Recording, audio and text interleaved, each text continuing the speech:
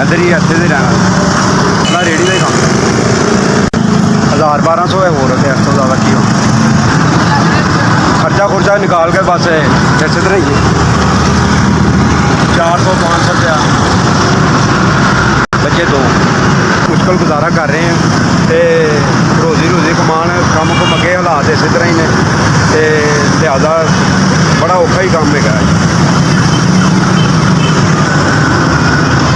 ration ਹੈਗਾ ਤਕਰੀਬਨ ਮਹੀਨੇ ਦਾ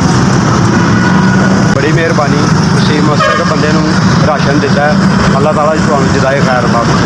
ਅੱਲਾਹ ਤਾਲਾ ਤੁਹਾਨੂੰ ਜ਼ਿੰਦਗੀ ਦੇਵੇ ਤੁਹਾਡੇ ਭੈਣ ਭਰਾਵਾਂ ਦੀ ਅੱਲਾਹ ਤਾਲਾ ਖੈਰ ਕਰੀਅਤ ਕਰੇ